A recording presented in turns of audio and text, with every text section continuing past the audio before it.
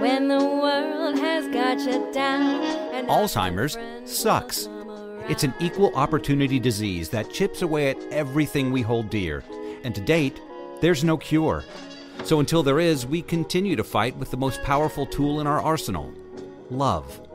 This is Love Conquers Alls, a real and really positive podcast that takes a deep dive into everything Alzheimer's, the good, the bad, and everything in between.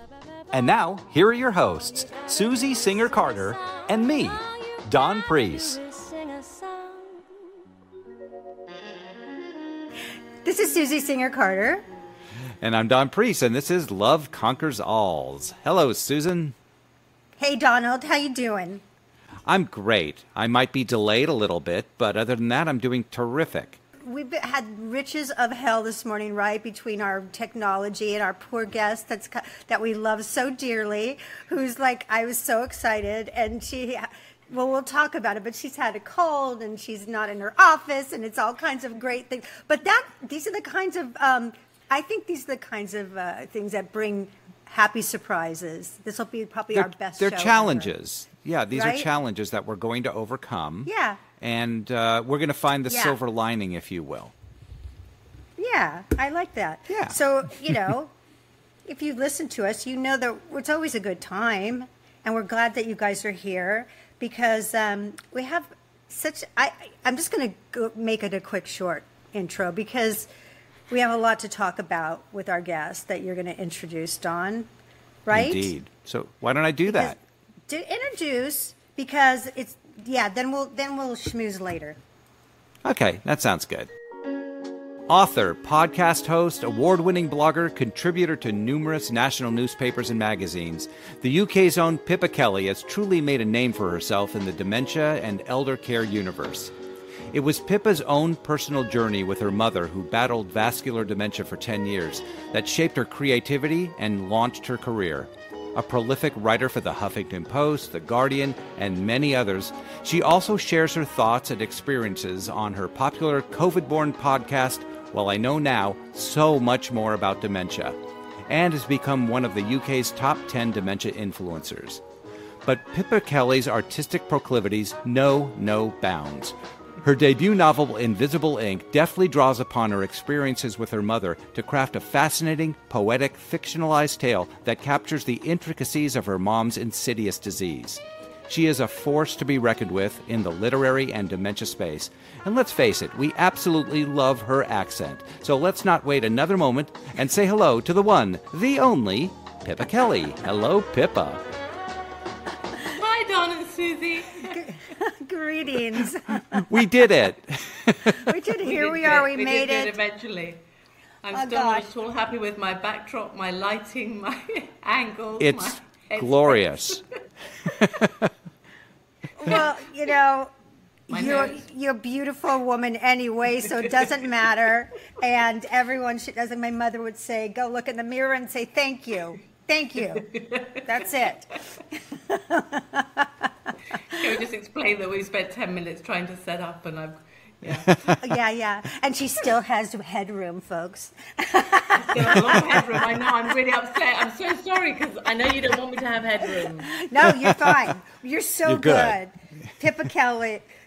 First of all, everything about you is awesome. And I've said this before on my post. I was fortunate to be interviewed by you, and it was one of the best interviews I've ever had. You were so prepared, and well, first of all, you got everything. Like there wasn't anything you missed in my film, in my life, in everything. You were just so prepared and into everything. I was just so impressed with what you brought to that conversation. I'm just nosy. Well, the nosy is good. That's what makes you a good journalist then. I said after I heard it that it was, and Susie's done a lot of these interviews, and I said that's the best. That's the best one I've heard. Because it was so personal, and it wasn't just question. You really were interested, and it really comes off that way. I actually told my daughters. Yeah, I told my daughters, like, because they're like bored with ever listening to anything or watching whatever anything I've done. It's like, yeah. So I said to him, if you want to know your mother's legacy, this is the interview to listen to. And so, yeah, and they did, and they agreed. So thank you.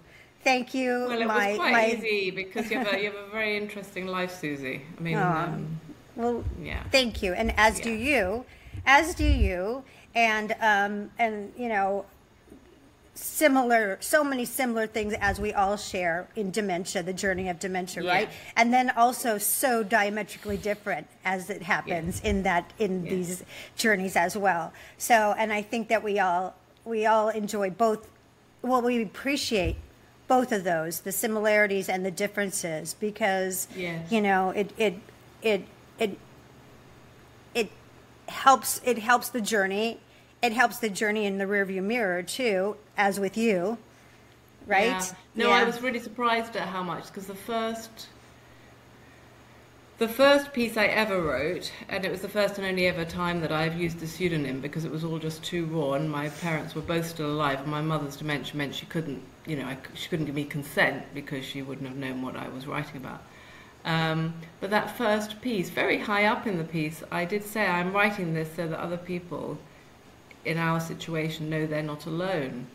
And I said that, but then I was really, really surprised with the responses that came back from that first article, which was a really long time ago now, because they were sort of saying thank you, and to begin with I didn't know why they were saying thank you, but they were saying thank you for sharing it and for being so honest, because that just makes us feel validated.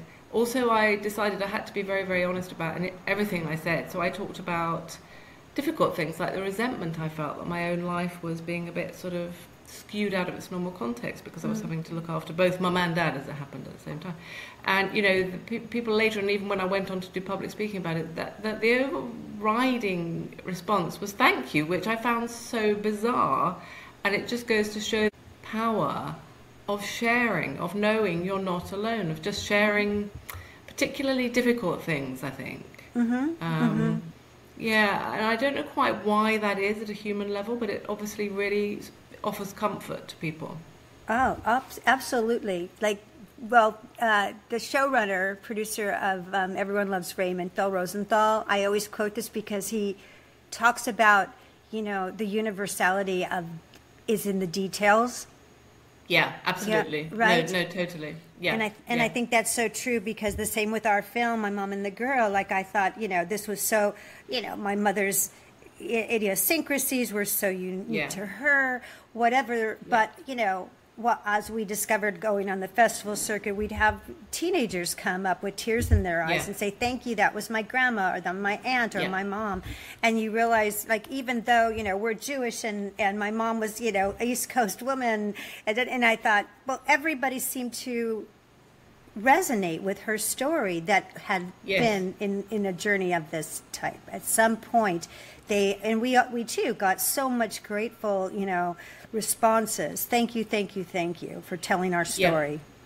Yeah, it is the detail, isn't it? I mean, you're a storyteller, I'm a storyteller. I do sessions actually for our NHS over here about how to use stories to influence people, like all filmmakers, journalists, advertisers sort of do, without really thinking about it too much. But one of the ways you make a story compelling is to include those details, and people won't necessarily recognize that particular detail, but to be something about that detail that they'll say, that's just like when my mum, you know, did something else but in the same way. And it's through these sorry now, because I'm in the kitchen, my daughter's going off to play tennis in the rain, in the dark, as you do.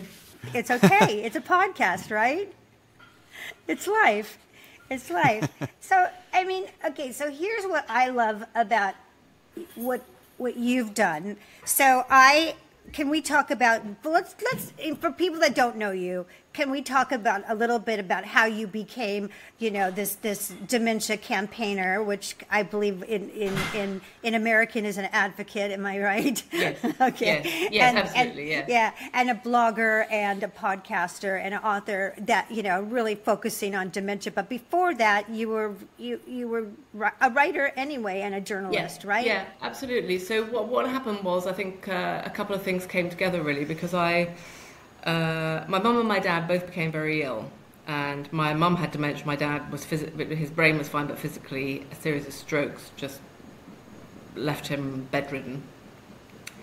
And it's a slightly long story, but the story of how my mum got her dementia diagnosis is a really sort of shocking, traumatic one. I don't know if we probably didn't talk about it, did we? But I do have 2 older siblings, but they're much older than me, and they'd already left home, and I was about 13. And then Mum, Dad, and I, we moved into a house called Robin Wood. It was a very modest house, but my mum was from an incredibly humble background. She was a miner's daughter, and she gave up school at 12, and she worked in service, you know, like, I don't know if you know Downton Abbey, but I mean, you know, she worked below stairs as a maid, really.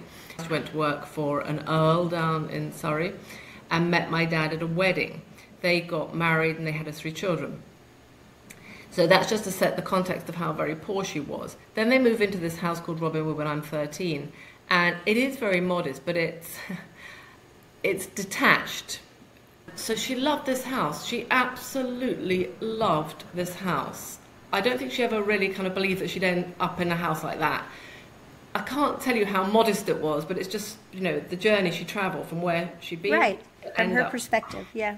And then they both got ill and old, and they were sort of in their mid-70s, I suppose. Which back then, you know, nowadays sort of younger, but it was Dad who got ill first because the whole family has a history of bad heart disease. And he started to have lots of episodes, lots of time in hospital, and everybody started to say, you've got to move from this house because, sort of enchanting as it is in its own way, with these gardens going down to the river, every shuffled step is up or down on 1 and 3 incline. You've got to move. And everybody was saying this, even their doctor, who was a very sympathetic GP, we call him, a general practitioner.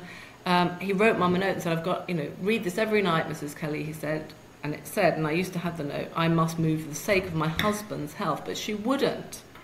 She just said, but I love this house. And I'm not moving became this kind of mantra for her. And she'd always been a very strong woman, despite being uneducated. She had this strong personality, and we thought she was just getting strong-willed, like she always was, more eccentric in her older age. And then Dad had to have a triple, well, it was meant to be triple, it ended up being a double heart bypass, aged 78. And we 3 siblings, you know, grown-ups, decided we'd have to just do something, because we had to get them out of this house. Mum was implacable, she wasn't moving. So we came up with a plan, and it's going to sound really cruel. The plan was, I have power of attorney, which is when you have power over people's affairs legally. And so the plan was that I would sell Mum's and Dad's house, Robin Wood, without Mum's knowledge and without her consent, using my power of attorney. I'd sell it from under her, basically, which is a terrible, terrible thing. It remains, actually, the hardest thing I've ever sort of had to do. It was a really awful thing to do, but we had to do it. It took well over a year, because it's very difficult to sell a house when one of the people living in it can't be allowed to know that it's up for sale. It's all quite funny in a black humour now, with the distance of time. Obviously, it wasn't funny at all when we were trying to do that. So we finally sold the house, but then we had to try and work out how to sort of extract Mum physically from the house and get her into this flat that, again, I'd bought using power of attorney on behalf of Dad, which is a much more suitable flat, you know, just in a building in the nearby town of Dorking. And then we had to come up, you know, we had another sort of powwow family get-together, our siblings, and we decided that we would put in action another plan. And this one was that my sister would invite our parents to go and stay with her and her family for the weekend down in Somerset, in southwest England, something we knew Mum would be very happy to do. But the sting in the tail was when my sister brought our parents back up from this supposed weekend, she'd take our parents not to Robin Wood but to this new flat. And it was a really, really terrible weekend. On the Thursday morning, it was a May morning, it was grey, I got the call from my sister to say, I've picked up Mum and Dad, Pippa, and now the coast is clear for you to go down to Robin Wood to do what you have to do. And I got in the car, I drove down, and you know, I'd moved into this house when I was 13. I moved out when I was 18 to go to university, but I've been back to it for over 30 years. And I turned my key in the lock, and the house was very warm still, and there was all the sort of detritus of life around me, and we were talking about details. My mum's coffee cup was still on the kitchen table because she thought she was coming back. And when I saw that coffee cup, it just killed me. I just stood in the entrance because you could see that kitchen from the door and really couldn't move. I felt so guilty. People talk about visceral feelings, don't they? And often that's completely not right. But I think in this occasion it probably was, because it was a very physical reaction to seeing this coffee cup. I just couldn't really move. I was polaxed with guilt. But then I had to do it. You know, I had to sort of like shrug it off, switch off my emotions, get on. What I had to do was pack up this house that had been lived in by my parents for 36 years, and I had to pack it up in one day because the removal lorries were arriving the next morning very early, because that was the only way we had to do it while Mum wasn't there. So I didn't really pack it up, actually. I had to just go onto automatic pilot and just chuck everything, the contents of cupboards, wardrobes, drawers, into black bin bags, unlooked at, unopened. So later I realised that actually my mum's dementia, which was about to sort of unleash itself on us all, it robbed me not just of my mum, but of my chance to say goodbye to my childhood home. And at a very profound level, it robbed me of my chance to say goodbye to my childhood. And it came back to haunt me, that, and I had to have counselling about it later, because it was like I had to just throw away my childhood, almost literally. Anyway, my brother arrived from Ireland a bit later that afternoon. He lives in Ireland with his family, and so that was fantastic support, practically and morally. And then the Friday, the removal lorries came. Paul and I rushed around. We set up in this new flat what we could, and making it very kind of familiar for Mum. And the rest of the stuff that wouldn't fit into this flat, we just had to take it to the local dump. And then we set up the flat on the Saturday, and then on the Sunday morning my sister brought our parents back up from Somerset, and I've just rattled through that, so it won't come as a surprise to hear that when my sister, she approached Dorking, and my dad, who was, you know, by then himself quite frail, when they told Mum what we'd had to do, Mum had what you might call a sort of hysterical breakdown. She got really agitated, really upset, refused to get out of the car. My sister had to call out paramedics. All they could do was sedate Mum, and they did that. And poor old Mum, she just had one night of her life in this new flat that we'd gone to such great pains to try and, you know, move her into, because it was just awful. And it was apparent now, looking back, which is something you do an awful lot of with dementia, isn't it? Looking back, obviously looking back anyway, it was obvious that things weren't right, but we honestly hadn't even spoken the word, hadn't kind of dawned on us that, because this is quite a long time ago, and dementia wasn't really even talked about then. And also what was obvious was that, again, this is obviously so common, and I feel stupid, you know, as one does, that I didn't even know this at the time, but I didn't know anything about dementia. Her dementia had been covered up and sort of staved off because she'd been living in this very, very familiar surroundings of her house for 36 years. It also was apparent that Dad had been covering it up, right, much more than we realised. But now, faced with this absolutely cataclysmic shock, this abrupt sort of rupture in her life, her dementia just unleashed itself. And it was quite obvious that we were dealing not with a difficult, recalcitrant, strong-minded woman, but with a very sick woman. So I phoned up the hospital, because she, by chance, she had this geriatric consultant's appointment sort of coming up fairly soon. And so I phoned up the hospital and I said, look, we're a family in crisis, and can I come in with her and see the consultant today? And the secretary said, yeah.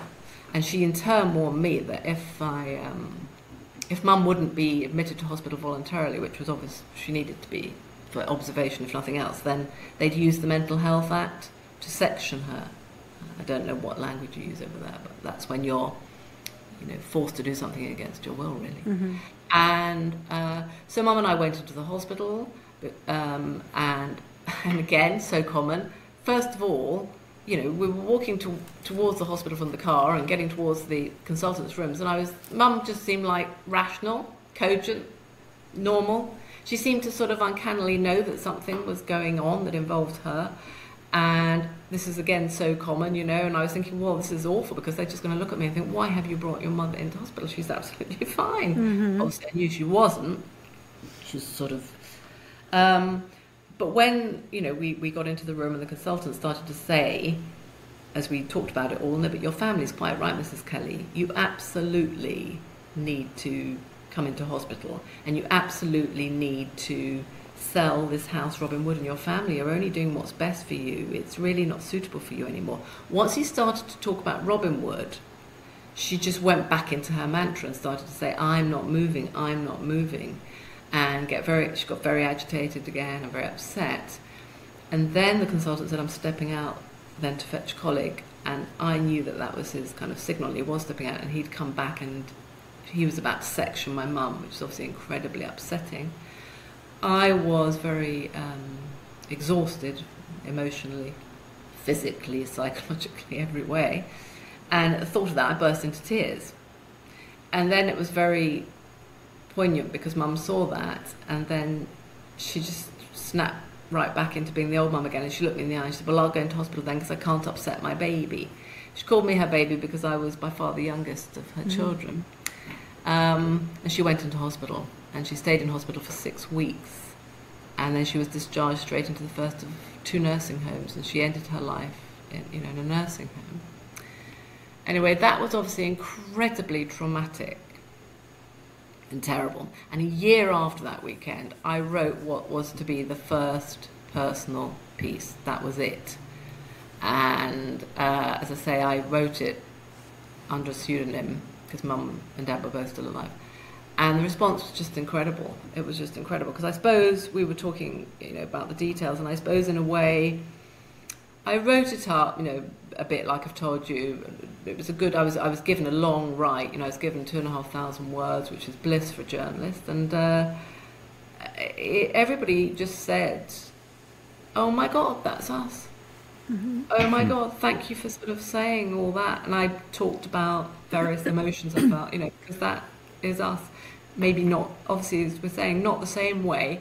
It's a unique story, isn't it? But it is also a universal story. It's a very individual story. Every dementia story is completely unique, but it's also universal. The guilt is a massive, massive part of any dementia sort of story, I think, always.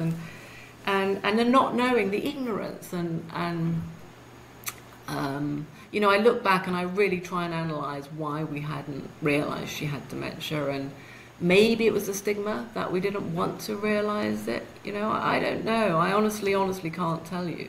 Well, I think that what you're saying is, first of all, so poignant and so relatable, because, and I think hopefully that it's changing gradually now, the idea that we actually talk about it, and that there's actually education about dementia and Alzheimer's, and I think, because when my mom, the same thing, I had no idea what Alzheimer's was. And when my mom was first diagnosed, I was the one, because we were so close, and I said, something's wrong with Mom, and my brother, everyone was in denial. Yeah. But she's fine. Stop it. You're overreacting, and she's fine, and she's fine, and she's fine. But I knew my mom, and I knew, there was something wrong, and I finally got her in to get, assessed, and she had what they called mild cognitive impairment, right? But when I saw that she couldn't, and my mom was always so witty and sharp, and, so she could wit her way out at anything, like, well, who's the president? Well, you tell me, you tell me who it is, and wow, are you handsome, right? Just let's get him off the track. So, but, when she couldn't put the hands of the clock for 10:20 or whatever the question is, 10:40, and I saw my mom stutter, that my heart fell into my stomach, because I knew. So, but the truth is that what you went through is so diabolically horrific, that you had to be put in that position to do all of that, which is just heartbreaking that you had to do that. It's heartbreaking that you had to sell everything that you just described, losing your own childhood and having to rush through that separation and embracing of that, which and I often think about that, because over here, and I'm sure it'll be the same in America, as is aware of these things, you often get little sort of slews of the same story in the newspapers, and for a while there seemed to be, I pick up on it, I know, because I'm sensitive to it, but journalists of about my age or a bit younger would be writing about this terrible, terrible pain of having to sell up their parents' house. One of the parents has died, and then now they're having to move one, and they say, oh God, over the last year I've had these terrible weekends where I've had to go up to wherever it is, Birmingham or something, and it's been awful, and I sort through the belongings and I work out, and I just sit there thinking, lucky you. Lucky you. Lucky you. I know it's really tough and really emotional, but at least you had the chance to sit there and think, yeah, I remember that, and I remember we did that, and I'm going to keep that, I'm going to get rid of all that, but that I need to keep.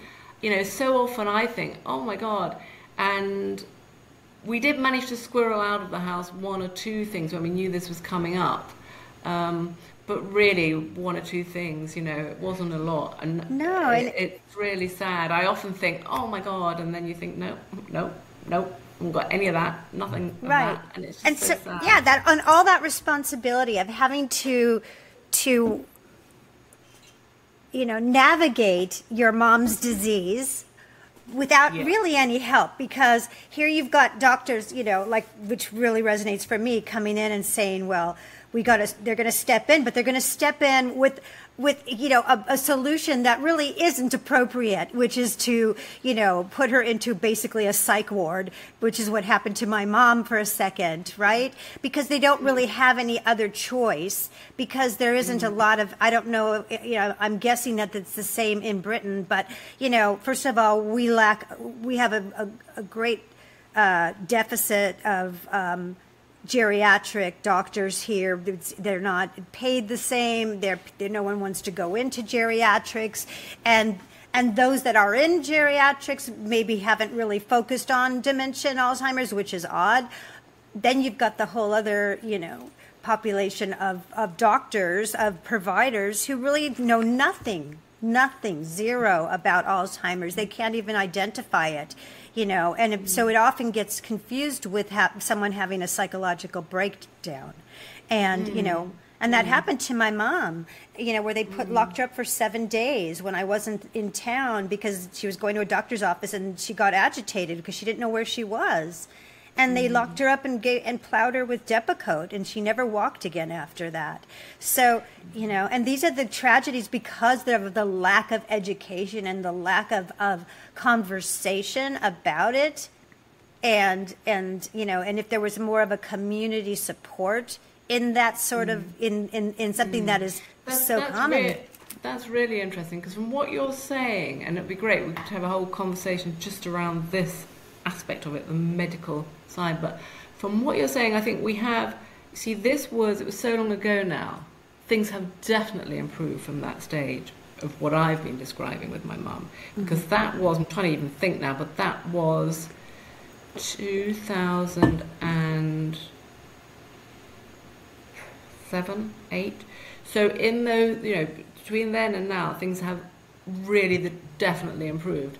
I do speak on my podcast through my journalism that I've spoken to a lot of, we have some really, really exceptionally good geriatric doctors, and I'm sure you do in America. I know you're not saying that every one of them is bad, but I think now, and actually the ones I've spoken to about why they go into geriatric medicine, and I think this is becoming a little bit more of a thing over here. I think it's gaining traction that they realise that the older people are actually incredibly interesting, and of course they have all sorts of things going on, quite apart from the medical conditions, but they have so much wealth of experience, and geriatric consultants tend to be practitioners who are very, very interested in people, not just their symptoms and their conditions, So actually, I spoke to one, Dr. Lucy Pollock, who's just brilliant, and I've spoken to some other ones as well. I think and the education, and I believe that stigma, I have a sort of theory, I don't think it's my own, but I certainly subscribe to it, that stigma comes, it's a vicious circle, and stigma is bred when you get fear and silence, and then fear and silence, they build off each other. Because you fear it, you don't talk about it, because you don't talk about it, you fear it, and it just this toxic circle. And I think in the UK we're really beginning to break that circle. So, you know, so many soap operas and, you know, fictional accounts will have a dementia storyline. Some of our longest running soap operas on the radio and on the television will include one, and actually they research much better than they used to be. So it's not just, you know, I'm not even going to say the words of the images that we used to use, you know, and the language we used to use around it, but you know what I mean, that whole kind of stereotype. Now they're looking much more closely at, oh yes, you know, mild cognitive impairment, or, you know, or nuance. Nuance. And understanding it and showing things and showing people who might have Lewy body dementia, you know, and really beginning to sort of, you know, look into. So I don't know whether we might be ahead. So I think there's certainly, though, still some ignorance, and I'm often amazed, and other doctors even say to me that there is still some ignorance amongst the medical profession. A lot. Which does There's seem actually to be quite a bit, yeah.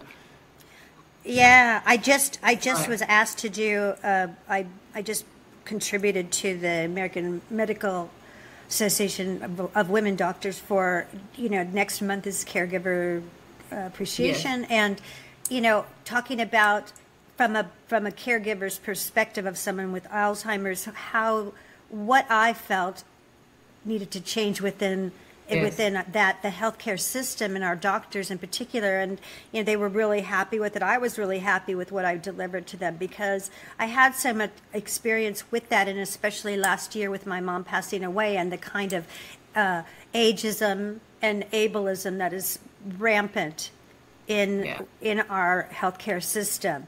And I know we're not alone in America. I know that ageism has permeated so many cultures that never even had it before. Oh yeah. So, I mean, there's a lot of ageism around. That's true. Yeah. Yeah, and so you know, the value of someone's life at a certain age, and then you couple it with something like dementia, you know, and you have that effective ableism, and it becomes toxic, and it becomes, you know, it again.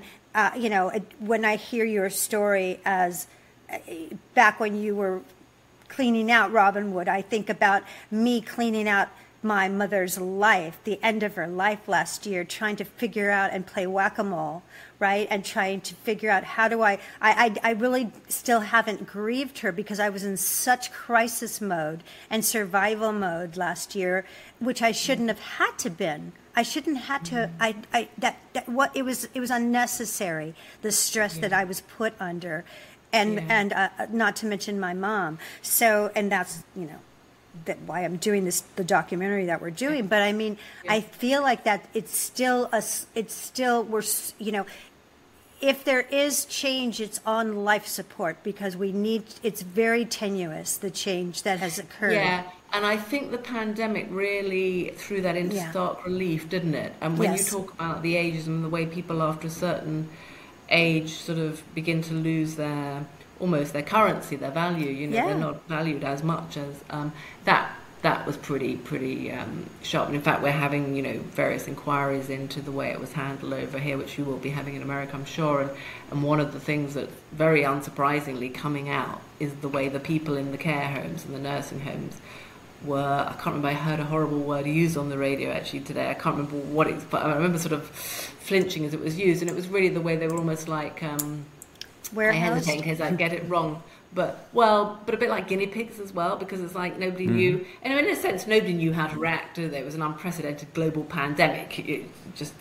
It was difficult, but it was really very sort of stark and obvious then that they became kind of breeding grounds for COVID. It was just extraordinary. It's just like, you know, they didn't have any testing kits, and then but it really was emblematic of what goes on anyway, because, you know, this is where my head, we're living in this right now. But I mean, it really did expose the dirty little secrets that have been going on for decades and decades and decades, and will continue unless we make big changes, because, because of the fact that people are living longer, so there is we're a commodity. As we get older, we become a commodity that is useful to make money off of.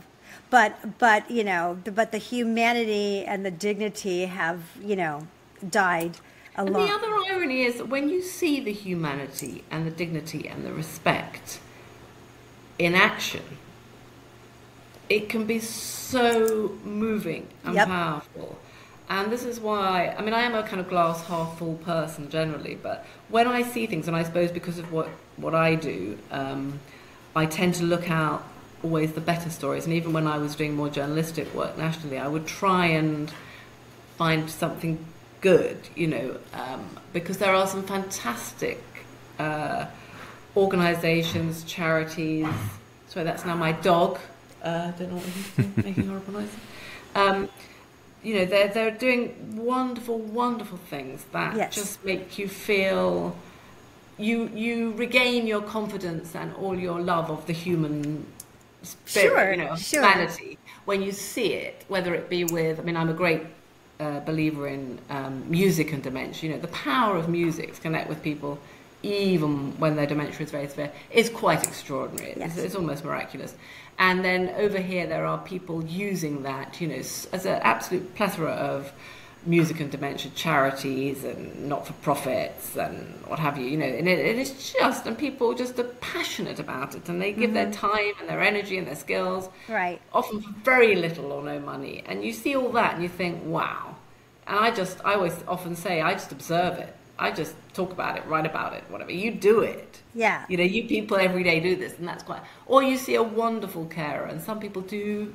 When you see somebody who's obviously got an innate quality to them, but then has been trained very carefully in good dementia care, that again is wonderful to see, when you see two humans connecting at that level. Right. One who's completely lost the power to verbalise what they want, but the other person who is skillful in interpreting that, to know and to go with that person. It's something very special. Yeah. And often people say to me, when I was doing more than I do now, but it must be so depressing, Pippa, just all the time writing and talking about dementia. It's actually quite the reverse.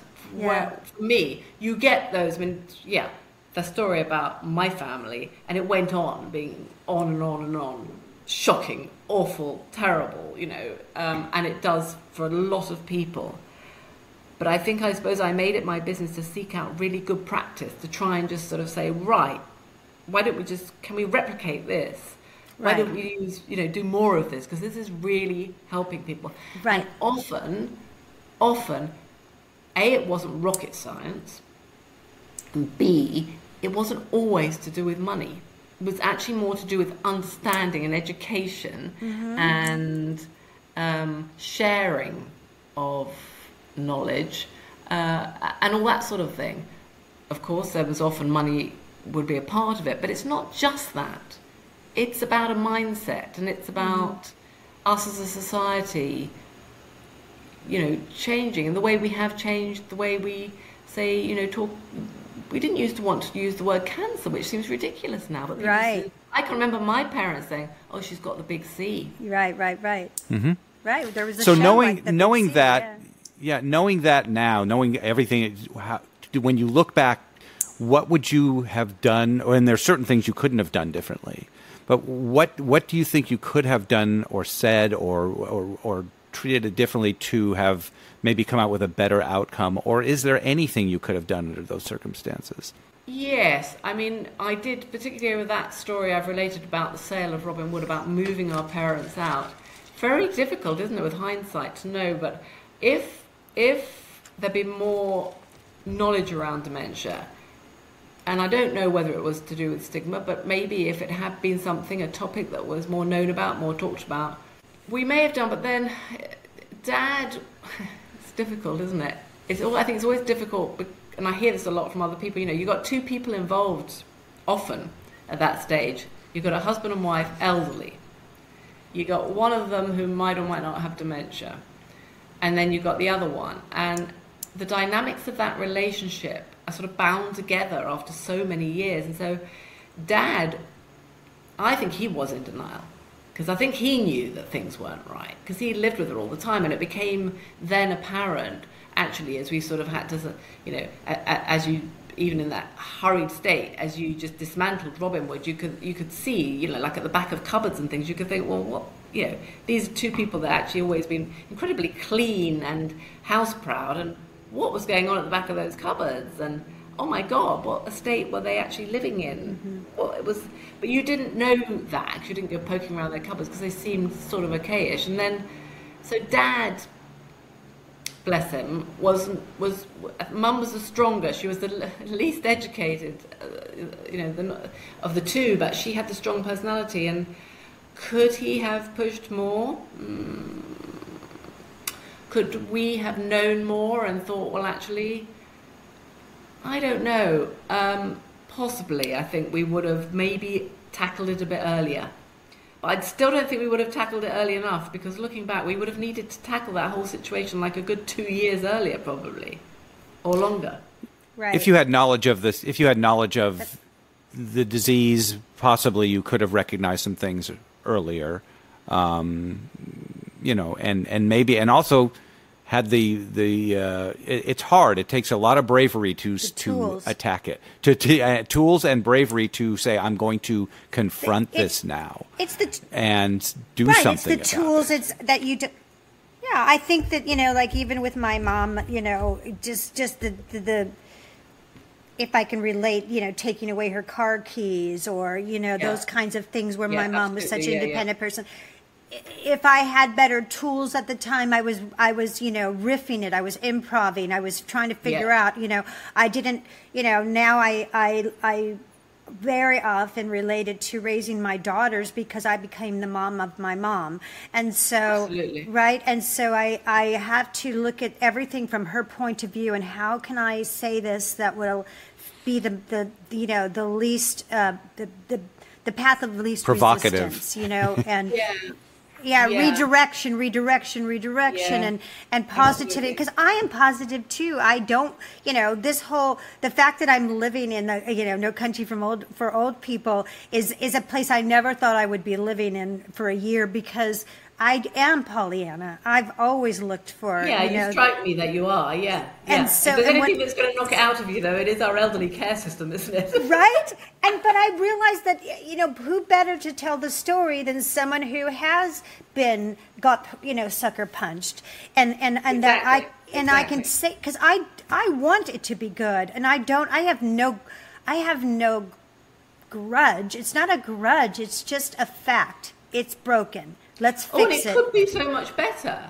I think that's the other thing that can make you feel quite angry, because you think, well, actually, it could, be so much better. I totally agree with you on all that, and I think that I've learned so much, which is why, I decided to sort of call the podcast Well I Work Now, because that was a constant refrain, I know it's a Sylvia Plath quote, but I didn't know that until I started to sort of go around for a title. But people would just say, well, I wish I'd known then, right, what I know now. Right.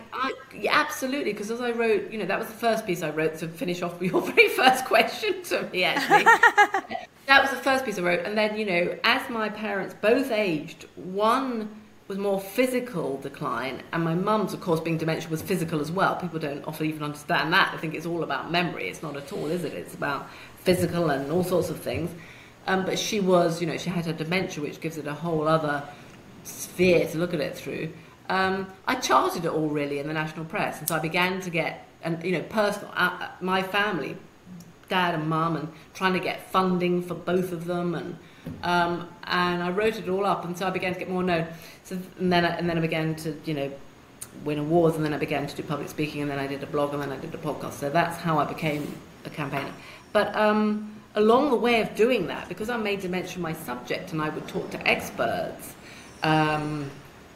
Over here we have specialist dementia nurses, some extraordinary ones called Admiral nurses, and when I talked to them about pieces I was writing, they give you these tools. The nurses will go into a family's home, and they, you say, oh my goodness, because often people end in that. Often people find that the straw that breaks the camel's back is it's personal hygiene, and it's, not to put too fine a point on it, it's incontinence and things like that. That if the spouse has been looking after the older spouse with dementia, then it gets to a point where they just sort of physically cannot cope with all this stuff that's going on from the person with dementia, and the person with dementia won't go into the shower, and they do not want to be bathed or showered, and they start shouting and getting quite, agitated about it.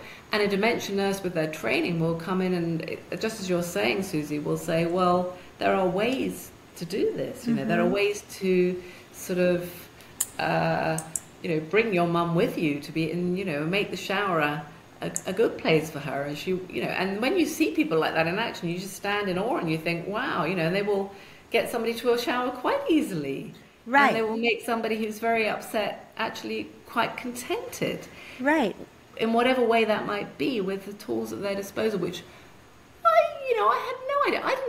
I didn't even have the knowledge, or the common sense really to. I often wondered what I would do with my mum when I went to visit her in the care home, because I love my mum a lot and I wanted to go and see her, but then I thought, well, what do I do with her when I get there? Because I can't talk to her now. Mm-hmm. And then people would say, well, I used to go and do my mum's nails. Why didn't I think of that? And they'd, people would say, because this was a long time ago, so I didn't, I think now I might be more au fait with the fact that sensual things, sensory things, are very nice for people with dementia. Right. Or play music, or, like you said, music is, I to use share music. that, just share my mom music. my mom was a singer. Music. I sang for 2 hours at a time with her. That's what I would do. Well, that's amazing, isn't it? And I now know how incredible. So the only, things I stumbled upon by chance, and I did write this up for another newspaper, because I said, have you got a nice Christmas story? And I said, well, I know you're going to think this is really mad, but I've got a really beautiful dementia Christmas story. They said, okay, what is it? And what it was that, I don't know whether this happened to you, Susie, but, in the last 2 to 3 years of my mum's life in the nursing home, she slept a lot. She also got infections sometimes, and there were so many times I thought she was about to die. Yeah. And then she didn't. And that's very difficult, isn't it? Emotionally, that's very difficult anyway. And then it was Christmas Eve, and I got this call again, and I'd got to know it so well, like, oh, your mum's got an infection. And we decided, she had her end-of-life plan, and it was all there, and my siblings and I had agreed it. Dad was a bit too far gone himself really then, but, and it was that she should never be in any pain or distress or discomfort, but it had got to the stage where we didn't want to overly prolong her life, because her quality of life had now really gone, and I think now you do eventually get to that point with anything. So she slept all the time. She was curled up like a fetus in her bed, and she was being fed. Well, she was tiny by then, but she was pureed food. So, and then sometimes I get a doctor who said, no, we've got to whisk her off to hospital, we've got to put her in a tube, we've got to do this, and we as a family would be saying, no, we don't want you to hoist her out of a bed and hoist her into it. It's not dignified, it's not respectful, but they would kind of like, well, if you don't, then you're starving her to death, and you'd get all that kind of moral, so you say, okay, because you defer to the experts, and then you think, oh, I don't. And then Mum rallied, she didn't, because she get back to the nursing home.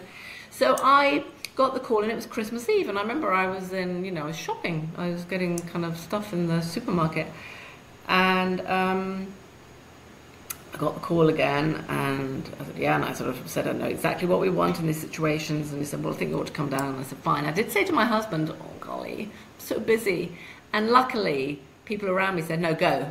Doesn't matter how busy you are, it doesn't matter, because if this is the time, you've got to go, because you never know when it will be, and it would be so awful. So I did go down, and then on the way down I was thinking, oh my goodness. And here in the UK we have the 9 lessons and carols from King's College, Cambridge, every Christmas Eve. My mum absolutely loved it. I remember as a little girl making mince pies, listening to this. It was just there, and I thought, we can listen to that, because I don't have to. We can't converse, and we can just sit there and answer. So when I got there just about 5 minutes to 3. It starts at 3 o'clock on Christmas Eve. Put the radio on, and it always starts with Once in Royal David City, and it's a lone chorister, and it started. And as it started, she was lying in her bed, and she opened her eyes. I mean, that's it. It's nothing, there's no great singing and whistling bells, but at that point, for her to open her eyes on cue like that, as this music was I sort of sat up and I said, "Mum, can you hear it?" And it was a real connection. And then she just kept them open and she just looked at the ceiling, and we listened to the 9 lessons and carols, and I drove back home, and she died the next day. Right. Mm-hmm. And when I got the call, because it was Christmas Day, of course I drove down, but I arrived like 5 minutes too late, and it was Christmas. It wasn't even her normal, staff, because it was shift staff, because it was Christmas. And so this carer sort of passed me in the corridor, and I said, I was kind of running, and she said, she's gone. Mm. So it was an enormous comfort to me that I'd had this time with Mum. And of course, I later went on through my writing and work to discover that that was the best thing I could possibly have done. Because for my mum, the 9 lessons and carols, something she'd listened to since she was a girl, and she died at 90, it's like part of her DNA. Right. That music, those notes, she would have got that. Yeah. That would have connected. Right. And I'm sure they've done now, neurologically proved as to why music has this incredible effect. It would have got those last remaining little kind of neurons, and they would have jumped and sparked, and she would have. So I'm so happy. But that was just the complete happy chance, really, that I did that. And she died on Christmas Day, Right. So, but if I'd known, of course, I would have listened to far more music with her. And I would have made sure we had like a playlist for her of all the songs that she really loved. Mm-hmm. She loved Dean Martin. Mm-hmm. I mean, Right. I would have played. She loved American Pie and Don McLean. Simon and Garfunkel. I knew exactly what would be on her playlist. Right. Right. But I didn't do one for her because I didn't realize. Yeah, Right. That's where the knowledge and the education comes in. What you're doing now, Right. and what we're hopefully Right. doing is to let people know these are and they're simple. They're so easy to do, My and they point, make such a huge difference. Yeah, it makes all the difference. Yeah. No, it's. I mean, I lucked into the music because that was our language anyway. So my whole life, music was our language, and so I knew that I saw the magic, and then of course it was validated with Alive Inside, the documentary, and I was like, right, and all those, and you think like, well, yeah, of course it's magic, and I mean my whole family was musical, and so I knew the power of music, and I just lucked into that, but. There's so many mistakes I made. I was going to talk my mom out of Alzheimer's, and I tried for years to talk her out of it. I love the idea. I love that idea of you just talking out of it. Hey, come on now, come on. Remember, education. Remember Education. I told you have Alzheimer's, Mom. What do you have? Give him a slap round the face. Yeah. No, I love the idea that you could just, It's like Cher. Snap out of it. Just snap out of it. Wouldn't that be good though if we could just use that and but and then you finally realize, I get it, I'm not that great, I can't do that, I can't fix this, I cannot fix this, I can't. And when they fix get it. moments of lucidity, it's also you say, oh wait, I see, you see them for a moment, and you think I can get in, but it doesn't stay, unfortunately. I think and that's the moments of lucidity are some of the hardest moments. I don't know about you, Susie, because you realize what you're missing. Don, do you have any? Well, my dad. Don has any experience. My dad had. Loved one. Yeah, my dad had dementia, but it was not. They actually had on his death certificate Alzheimer's, but he did not have Alzheimer's, and. Towards the end, it was hard to communicate, but and he had difficulty communicating. Yeah. And then my mom, who's still with us, thank God, she has Parkinson's, but her mind is amazing. Her memory is amazing. She always thinks, because she can't remember like she used to, or she loses words. And I said, Mom. Yeah. I lose words all the time. Yeah. But her Join memory. the club, yeah. But I was also there with Susie, along the journey that she took, because I was very close with Norma, and so I'm quite familiar with all the ins and outs, and it's quite different when you're, yeah. I think they're the gifts, though, Pippa. I think they are the gifts too. Like in my movie, when my mom, becomes lucid in the hallway at 4 a.m. and takes a look at me and goes, "You got to put me in a home. You got to live your life." Yeah. And those are the gifts, and then like mommy, like you said, when you started to cry, and your mom was like, "Mommy," and mommy came out, and I tell this story about my mom when my stepdad, who very similar to your story, my stepdad was very, his mind was great, but his body was breaking down, so he couldn't hear, he couldn't see good, he couldn't walk good. So that together they made almost a whole person, because he was her memory, right? But he was in the hospital, and my husband, who at the time we were breaking up, and he was very clumsy about my mom's disease. He had no patience for it at all. Yeah. And he was, an actor and didn't really care, and there was a moment that he bound in and he was bounding out and he made this incredible tumult. And then I was sitting on the stairs in my house because we were moving. I was going to move my mom with me as I moved. And I started to cry, and my mom became Mommy.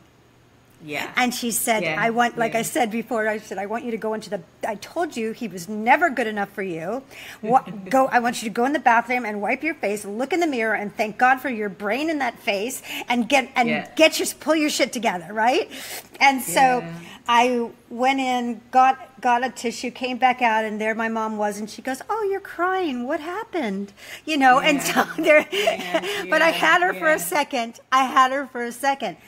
And, a couple months before she died, and she wasn't talking at all because of all the hell that she'd been through. And Dawn was there, and out of nowhere, I was doing my dog and pony show, and, trying to make her laugh and trying to keep her entertained. And out of nowhere, I was looking over here, and she just went, "I love you." Just like she ever did. Yeah. And that was such a gift. And I freaked out because I was like, "Mom, that was so hard for you. That was so hard," but she had to get it out. So and those were her last words to you too. Yeah, those were her last words she ever said to you. And so she needed to say that. So that is the gift that I hold on to.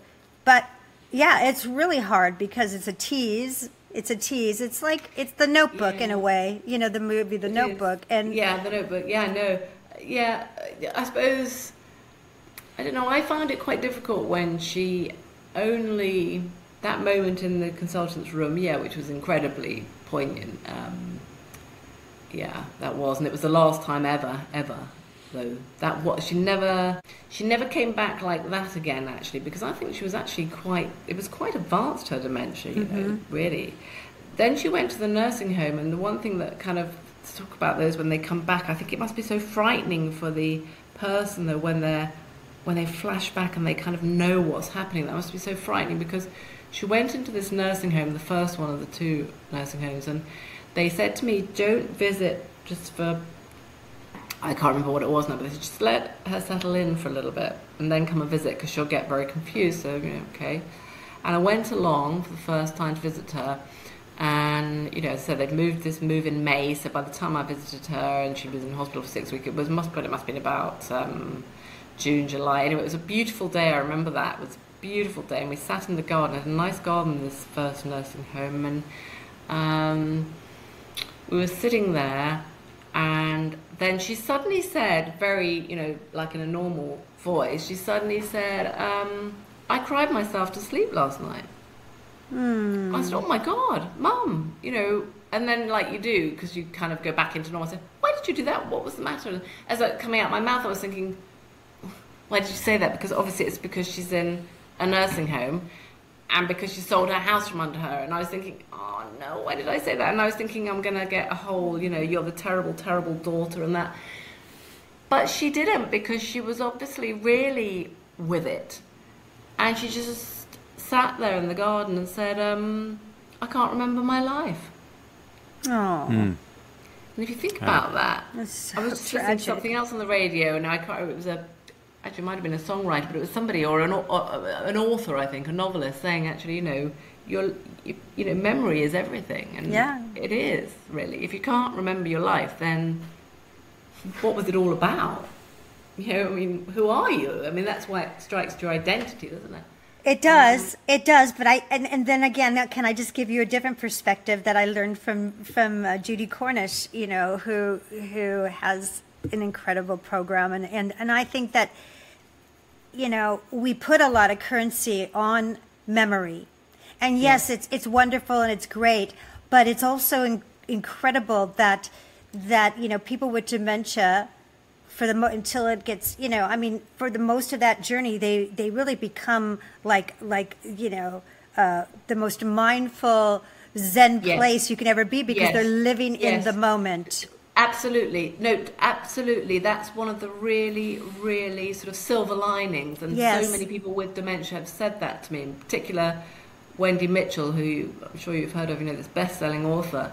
And she said, but, I now... You have to live in the moment. You have nowhere else to live. Right, but so it's a forced almost, a state of a monk, which in all philosophies is the greatest place to be, right? Exactly. So that's right. No, somebody else put it like that. They said, we found the answer. We are there. We are here. We are here, and that's what's so beautiful about it, because we do put currency on memories so much that it overrides the value of the living now. Now, absolutely, and particularly in this day and age when well, I hesitate to say, but I'm certainly of an age where I just sort of look at so many people with their mobile phones out, and I think, why don't you just look at that scene? Rather than filming it all the time. Instead of taking a picture of it, Why don't you see it now? Why don't you actually enjoy the smells and everything that go with it now, in the moment? And if you really want to put a positive spin on it, Oh, no, I'm sorry. This is our friend the delay. No, I was just going to say, if you really want to put a positive spin on it, everything's new to them, moment by moment. Everything is a new discovery. If you can look at it that way, say maybe there's something nice about that. That as we get older, everything becomes. I've known that. I've seen it. I've done that. Nothing's exciting anymore. So maybe if we can put that spin on it, I don't know if that. My mother. I think that's why intergenerational stuff works so well. I think because, and I don't wish to infantilize older people or people with dementia, but I think there is great connections between young people and very much older people. Yeah. And then 100%. And it's partly because the young child sees Granny put the skirt on back to front or put something on their head. My mum always used to put tea cozies on her head. You probably don't even have tea cozies in America, but you cover your teapot with a tea cozy. My mum used to think it was hilarious to put it on her head. That was way before she had dementia. She just thought it was funny. It was quite funny. But the child would just think that that's funny, and they will copy it, and in fact, they're doing what the best dementia carer will do. They just validate the behavior, Exactly. Well, I also draw a lot of comparisons between children, and I'm not infantilizing either, but it is the state of the brain, of the mind, of where they're at that moment, and the filters go away, and the social construct goes away. And then my mom would see somebody with a big rear end, and she'd go, "Wow, that's a big rear end," and I'd go, "Well, Mom, have you looked at yours?" And she goes, "I'm just saying," and it's just saying. And the truth is, and I remember one woman, I was so embarrassed, she goes, "Well, she's right." About her. And I think it's because it's so honest. It's not. There's no. Quite refreshing. It's quite refreshing. It's refreshing. Actually. So when I remember the woman going, "Well, she's right. I do." It's not coming from a negative space. Yeah. It wasn't. There was no negativity. No, there was no malice. It was just the truth. It was just the truth as she saw it. I was at a thing where there's this wonderful. I don't know what's happened to them, but there was a sort of charity, or a very small one, but they did opera, jukebox opera, and they got she had some connections, this woman, so she got world-class opera singers, They then wrote these little sort of 10-minute operas with all the best parts of various operas. And these were seriously good opera singers who had, sung Covent Garden and places. And I was talking to one of the opera singers after I went to one of the things. They would go into care homes with people with dementia and perform these things.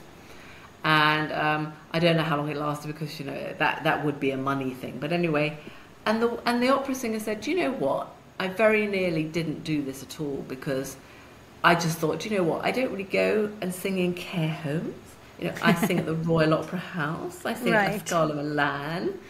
And they said, but do you know what? It's been the most rewarding thing I've ever done. And I said, why is that? And she said, because when you sing anywhere, anywhere, it doesn't have to be the Royal Opera House, but, you're on the stage and your audience are kind of like, they're trapped, aren't they? They're trapped in the auditorium, especially if you're in the middle row.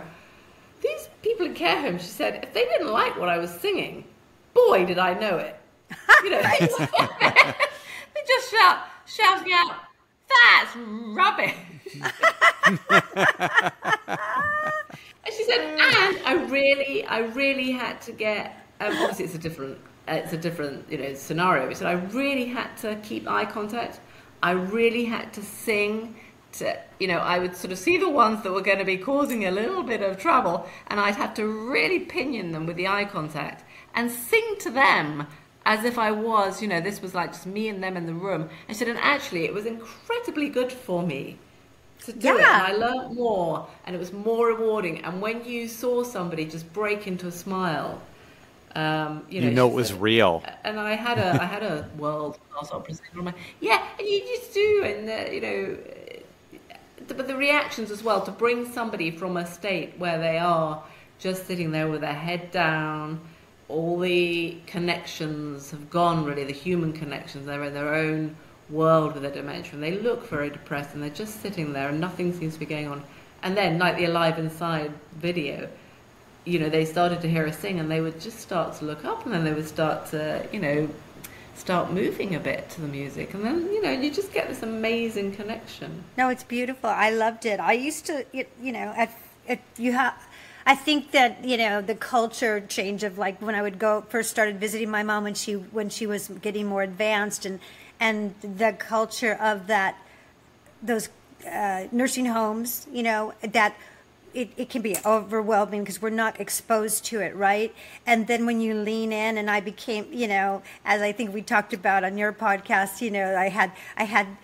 I had my best friends, my you had your admirers, I know. Yeah. It was like incredible, and I would go there, and I would feel like $1 million because I'd walk in with my daughters, and they well, first of all, oh, are you here to visit your grandmother? Yes, I am.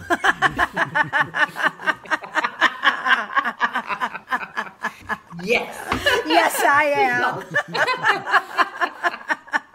And and I say that if you ever feel bad about yourself, go into a nursing home and you will feel like $1 million. And I was the best singer. I would start singing, and I forget about it. Like Lady Gaga, move over because I'm here now. And I was like a rock star there, right? And I mean, you can't. And it's just a different culture, and it's not about disrespect, because I ended up like getting to know these people so well and loving them, and really looking forward to going and visiting and meet and chatting to the friends. You made such a good point. I can't remember how you just phrased it, but it was such a good point about leaning into the, we all have. I mean, I certainly did have the same feeling towards hospices, and then I had to write a piece on hospices, and I suddenly realised, why have I been so sort of frightened of them? But certainly in nursing homes, you often over here, they are literally out of sight, out of mind. They're often not actually in the village or the town or wherever, they're on the outskirts. I mean, both my mums were. And then they're often, not metaphorically, but literally behind a tall hedge. So you can't see them. And they're apart, and they're a bit frightening, and they're somewhere you don't want to go. And then, as with everything, once it's your mum, Susie, or my mum, that happened to me with my mum's dementia as well, because I admit to this, I would sort of metaphorically cross the street if somebody was doing something strange and talking to themselves loudly or something, because I think, now I think to myself, actually, that they've probably got dementia or something, and I will try and, help, or, I certainly won't sort of, metaphorically cross the street and look the other way. But once it's your mum, if anybody kind of was sniffy when we took my mum to a restaurant, she did something odd, you'd be like this kind of, lioness, wouldn't you? You kind of roar up and say, "Are you looking at my mum strangely?" Because, so you feel that, and once they're in the nursing home and you go to the nursing home, it's their home, isn't it? It is. And then you're visiting your mum in her home, and so, it just changes your whole perception of it. And if only we could, and over here now, it doesn't seem to be sort of like that, doesn't seem to be making much progress, but there's a bit of a push to try and integrate care homes far more into communities. So they use them, and children, well, certainly that's happening. So school children will go in, and other people will go in, not just tokenistically, but really start to integrate. Right. No, it needs to happen. It needs to happen, because if we're going to live longer, if we're going to create, opportunities to extend our lives, but to what end, then we truly are just warehousing people for the dollar. And that's the gross part of it. So, and we certainly can do that, and it's certainly been happening under our own noses. So, there's an uptick in that, and keeping people alive far longer than they should, and then not caring for them in a quality way. And so they're not having a quality life.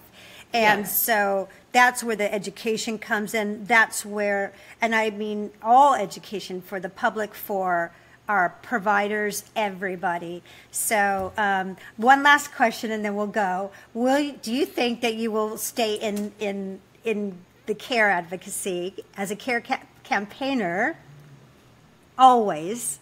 Do you think, for the rest of your life, or you see it? I will always advocate for it. Whether I will do it in such a sort of prolific, high-profile way is another matter. Right. Because hopefully in about a year, my husband will have a little bit more time on his hands. Hopefully, although it won't be a lot, because he's never really gonna, he's one of those people who's never really gonna kind of retire. But and so he says to me, it would be quite nice to have a bit more time together. So I think I have to sort of think of the work-life balance, and maybe just, although I must admit that's a ridiculous thing to say, because I already have a really nice work-life balance, but to give my husband more time, to be honest. So I think, but it is interesting, because I was trying to actually do fewer podcasts, and then as soon as you think that, I've had sort of things have happened, and it's like, I've got to do a podcast about that, or somebody approaches you. It's quite a difficult thing, isn't it, to walk away from? And I will always do it in my own way, even if it's not in quite such a structured way. Right. I will always go yabbering on about it, and trying to... I don't really like to use the word educate, because who am I to educate people? But trying to just... enlighten. Keep the conversation going? Talk. To keep the conversation going is a very nice way of putting it. And just talk. Just I think that's important, that we know, you don't know until you know, and when you know, that's when you can share it, and that's all we can do once we've learned, is that we share it. You don't know until you know. I mean, when I wrote that first piece, I phoned up some care expert to give me a quote, because it was at the end, as you have to do, a sort of fact box thing for this piece, and she sensed the guilt in me, and she said, but you don't know what you don't know. That's right. The only guilt you should have is when you do know, and then you do nothing. Right? And that's the problem. That's the only time. So once you know, and that's and that goes back to me doing the documentary. It's like I knew, now I know, I know, and I can't not talk about it, because then I'm doing, then I'm falling You're into complicit at that point. trap. Yeah. I'm complicit. So that's why, and but I keep saying, once I'm done with this, then I need to I just need to just relax for a second because it's a lot. Yeah. It is a lot, but I do like keeping the conversation going this way. This is a great outlet for me. Yeah, also I suppose, offshoots have come my way as a result of that, and therefore, and I am a great believer in this, I'm a great believer in using humour where you can, which I think you do too, Susie, don't you? Arts and humour and creativity is fantastic because it's a kind of softer but often more powerful way to get a message across, I think, which is why I thought your film was totally brilliant. Thank you. And so there's that, and also, I suppose that's what you'd call the soft power of culture and of these softer forms of doing it, really. And so we were talking about stories and stuff, and I do other sessions that are really to do with storytelling and showing people how to use a story. But along the way of doing that, I often use the dementia story because it's a very powerful one. So, and then actually what we find, and this is meant to be for senior managers, and it's in a kind of workspace situation about bringing people with you when you make big decisions about merging of two hospitals or whatever it might be. But actually we get a bit stuck on the dementia because once you get into stories about dementia, everybody has got a story and they want to tell you about it, and so we end up sometimes having almost like therapeutic sessions. And we have to be careful that, that's absolutely brilliant. And also people find it's a very safe space to be able to, because there are other people sharing it, to go right back to the beginning of our conversation. This sharing is so important because people can then feel safe to express their emotions around things and say, well, actually, I really, really love my dad, but I've also got a husband, a family, a job, a this, a that, and they can vent a bit in a safe space. And it creates community and it creates human interaction, which is something in today's world we have so little of. Everything is done, by typing or just by punching out words. So to actually have physical or just communication person to person, it's refreshing, and it's something I think we need as human beings. So can I show you my dog? Yes, absolutely. Hello. You must. It's the law. You have to. Wait. There's hang the on. dog. No, you haven't Now we're seen at the him. dog's level. No, we haven't seen him yet. The We dog see is his now point gone. of view. There's You must see him now. Now we do. It's a golden retriever. There we go. Yes. Oh my God, I love I have your golden retriever. I was just telling Don last night that I really miss having a golden retriever. Oh no, I've switched you off now. I've managed to. Okay, keep talking. No, we're Okay, back. now where I see you. No, you've see gone you. from me, but you're obviously still there. Okay. Okay. Hang on. Yeah, I got you. No, I love golden retrievers. They're amazing. They're like His they're face just is here. so beautiful. They're caregivers. I love them. They are caregivers. Oh, they are. Yeah, we have. Oh, Reg, not playing. But we have therapy dogs. Oh, no, looks just like my dog. Oh, so beautiful. No, they really are. I remember my cat had kittens, and the kittens would go all over her body, and she wouldn't move for fear that she would hurt them, and she would let them crawl, and she wouldn't get up.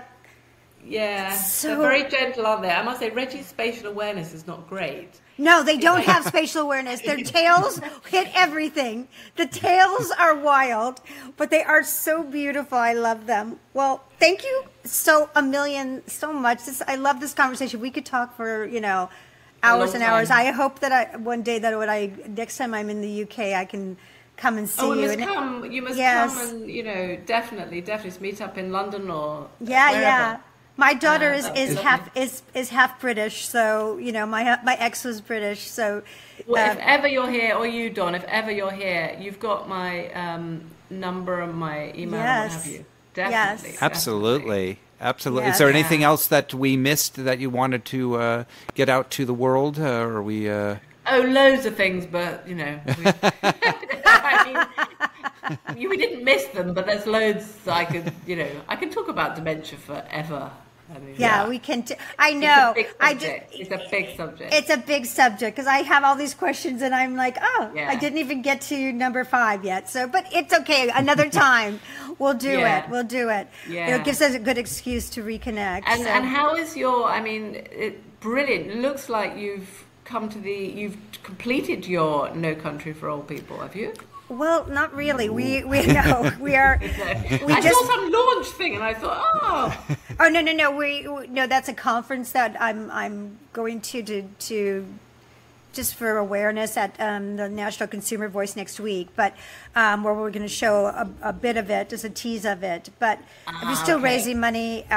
We are in the throes of editing. We just passed the 2.5 hour mark, so which we're looking like we're going to end up doing a mini series probably about 4 episodes. It's just too big of a subject. So, but I'm thrilled with all the interviews that we got, and we're just very, very happy with it. It's just a beast of a project. It's humongous. It's the hardest project we've ever done. And raising funds for it has been the hardest thing we've ever done. Just it's difficult. I bet. It is. Yeah. But well done. I mean, well done. That's a massive thing. So Reggie's looking like he needs to go out. Well, we shall end up. We shall let him go. And thank you so much. Thank you so much.